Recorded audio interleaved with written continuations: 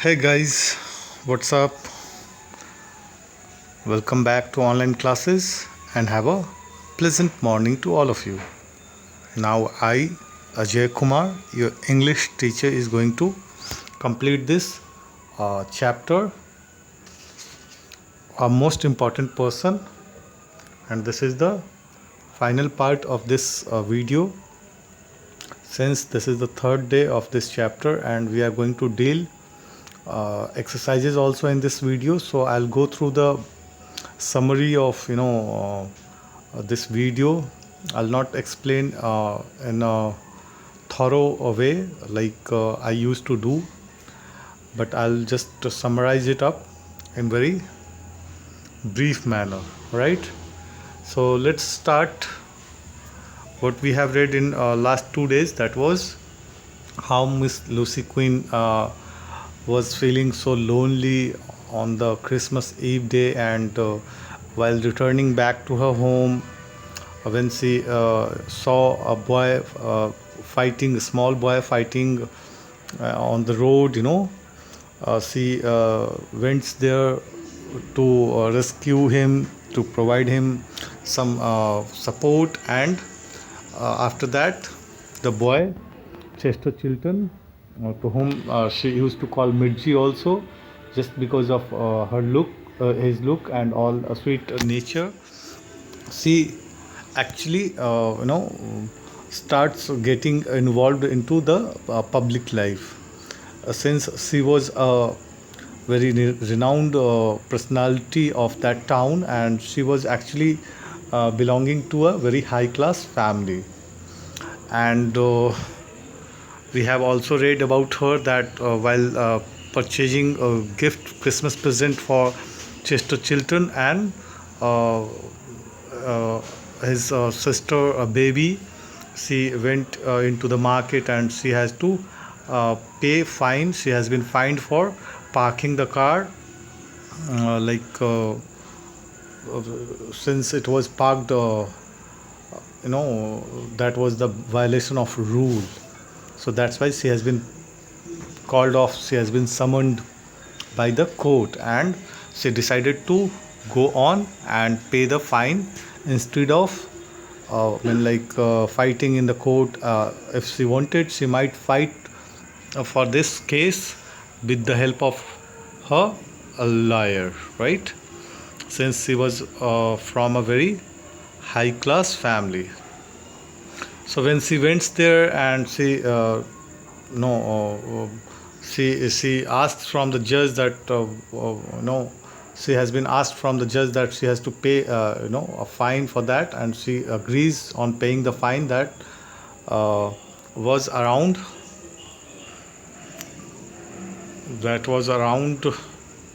I think $7. So when the judge orders for paying the fine of $7, she agrees to pay.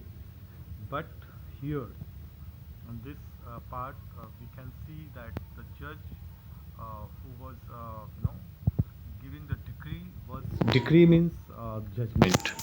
So who was giving the decree was one of his friend, and his name was Henderson. She used to call her Hensy. So actually, after giving the judgment, when Miss Lucy paid her fine, and she was going out that time, she actually went into Judge's little room and get inside, and just shook the hand of Judge, and while doing so, her eyes were twinkling, like it was the happiness what it was coming in her eyes. So then after they are having a little bit conversation, that the judge asks her that you have bought the Christmas tree, and actually uh, he just converse how the judge and his wife used to talk about them, and they have been missing her for years. So Miss Lucy Quinn then asked the judge to come and visit and see the Christmas tree also. That means she is offering him an invitation. She is offering her an invitation to come and visit her house, as they have not met for years, right? Now she talks about the old memories also, like how her father did not like Hensi, right? And she talks about the things of old memories. Now she also agrees that this is a new world we are living in, uh, and she tells that you inform Deborah. Deborah here is the name of Judge's wife. Okay, so she is asking about Deborah also, that how is she as pretty as she used to be, is she or not? So this type of conversation is going on between Judge and Miss Lucy Queen. Now Judge replies that she's fine, she's okay, and she always admired you also. So we'll come to see you, Miss Lucy. And Judge confirms the visit to Miss Lucy Queen's house someday after, when they will get free. After that, Miss Lucy is coming back to her home, her room, and just looking at the gift. Those gifts which was bought for Midji and Arthur. Okay, and she actually she is arranging now these all purchased gifts into that Christmas tree, under that Christmas tree. Now when Chester and his baby arrived at Lucy Queen's house, that time the author is talking about the beauty of that small baby, and how she is looking like. She's having silky soft hair and a red cheek that is accompanied with bright blue eyes and all that. And after that, Miss Lucy is lifting that baby into her lap and taking them into the parlor, and sitting and discussing many things. During that, the baby does not want to sit in her lap, and she actually goes straight to the tree. She's trying to grab the candy canes which was stuffed, which was hanged in that, which were kept in that Christmas tree, and she's taking those stuffs in her mouth. She's actually eating those candies now. Now finally the time comes when Miss Lucy Queen actually gift those presents to Arthur and Chester, for whom they have bought the gift. And after that, Arthur took Mary and Chester to their home in the car. After finishing these all things, Miss Lucy goes upstairs to take a nap, to sleep. Not we can say to sleep, but to take a nap, so that she can feel relaxed. And after that, when she is coming back again downstairs, she saw the evening paper lying near the fireplace. What was that in the newspaper? She actually opened it and read it, that how Miss Lucy and Judge Hensi has been published into the newspaper, that how society leader at traffic court is read. This is the topic. This was the topic written on the first page of that newspaper. So this suggests that society leaders now are very keen at following the rules, and they are paying the fine instead of fighting or trying to influence the rules and regulation of the country or the court. After that, the article told a great deal about her family, about her position as the titular head of a local society.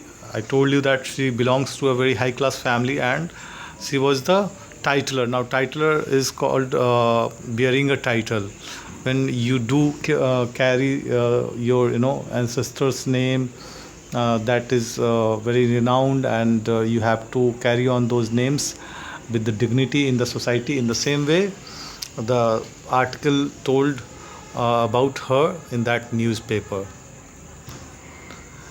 The newspaper also appreciates her courage, that she has not tried any influences to fight in the court, and instead of that she has paid the fine, right? After that, she receives a call from Mr. Henderson. Mr. Henderson here is a family lawyer who called Miss Lucy after reading the same newspaper, and the article wrote about her. And he actually communicate Miss Lucy Quinn that why she has went into the court. Instead of that, she should have informed him, so that she could not go and appear in the court, right? So actually Miss Lucy said to Mr. Henderson that no, it was her own wish to go and pay the fine, and she actually likes the way she did these all things. And after that, she is taking the news about Mr. Henderson wife's health and their family, and then after she is also inviting them to have a dinner of the following Tuesday. The week they will come to meet. After happening these all things, Miss Lucy realized that problems were always the same. People had the same thing to overcome, no matter who they were or why they lived, where they lived. So these all things she was realizing just because of that Chester Chilton, the boy who met her and gave her a hope to live the life happily, to live the life with the gist of you can call happiness. Now next morning, Arthur, Midgie and Miss Lucy gathered around the tree and opened it is the morning after Christmas Eve. The author is talking about the morning, in the morning, like next day after the Christmas Eve. So Arthur, Midgie and Miss Lucy gathered around the tree and opened their gifts, what was kept under that tree. And while doing so, Miss Lucy was so excited and gratified. Gratified means satisfied, that whatever the gift has been handed over to her, and whatever the gift she has given to her old servant and to Chester Chilton was gratified, was satisfying.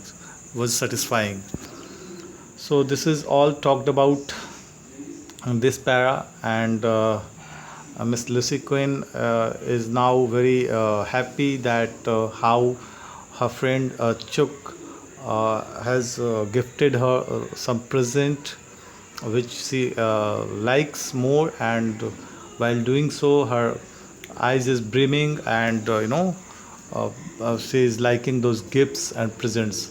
So what was the gift and present given to Miss Lucy was that a string of glass beads with a huge brass claps, and she put it in her, you can see in the picture, she has put it on her neck, right? Now after that, Arthur took her to a Basalt Street and she delivered the boxing gloves to Chester and a bright ball for Mary. Miss Lucy was very surprised to find that she has invited Chester and his brothers and sisters and his friends to her house to a party the next week. So these all things were happening. Actually, Miss Lucy did not stop only or did not got finished only till Christmas Eve. She wanted to continue these all relations, these all meetings even after the Christmas Eve, and thus she called the whole family of Chester Chiltern. Now at home, Miss Lucy did not want to have Christmas dinner all by herself, but he would not want to eat with an old woman like me. Miss Lucy thought, and then she remembered how Chester had invited himself, and she was ashamed. If a little boy like him could take the initiative, so should she. She asked the author to drive her to Professor Tilden. Now, in this para, it is being conveyed that Miss Lucy actually felt ashamed of herself when Mirji invited himself into her house, and then after Lucy Quinn decided to invite the whole family of Chester Chiltern. And after that, she is going to meet Professor Tilden, who is a very renowned author, and actually he works in a university where some gifted people, gifted young people are trying to write the verse. Verse is like you can call the story or poem type of literary device, and the professor also claims that she has been kind, and her family has been also kind towards this literary device and universities, and Professor Tilden actually invites Miss Lucy to come and visit the university oftenly, so that she could help the students there who are working so hard on writing the verse. And after returning from there, the university, Miss Lucy sat by the fire, looking at the Christmas tree and thinking about Chester. Now, what a dear little boy he is. She thought. She was amazed at all that had happened to her in last 2 days. I'm 70 years old, and he is the most important person I ever knew, and the Christmas the most important time. So in this para, the author is telling about that how the life has got changed just because of Mirji, Chester Chiltern, a small boy who gave a lesson of her life to Miss Lucy Quinn, that age and society does not matter. The main thing is that your happiness, your companionship, that your kindness and all that, which brings happiness in your life, and that will be the best moments of the life. Now, dear students, we have finished this final part of this story, and this story suggests that we should be also like Miss Lucy Quinn, because in everyone's life there is a most important person, and we should get involved into the public meeting, helping each other and all that. Now we are going through the exercises, that based on your reading of the story, select the best option for each of the following. Miss Lucy endured her loneliness with composure, but at Christmas it came upon her like an illness. Because I'll just leave these all things for you to complete, to answer, and if not, then you may ask me. I'll help you out. I'll just help you out with one thing, that is the vocabulary section. Okay, now this is a crossword game with the relationship of words which you have to fill. The first question is that it is we'll have to go down to answer this question. Now, a person whom you work with, especially in a profession or a business, what is the answer of this? You can comment in the comment box. The answer is colleague. COLLEAGUE. Now the next question is that children who have the same parents,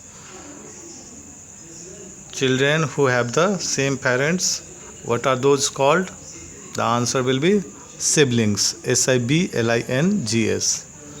Now the next question is that one of two children born at the same time to the same parents, what is that? Those are twins. TWIN, twin. A person whom you know and who can be helpful to your work, to you in your work, that is called content, CONTENT. Okay. Now next is a person who teams up with another person towards a common goal. What is that? That is called collaborator, COLLABORATOR.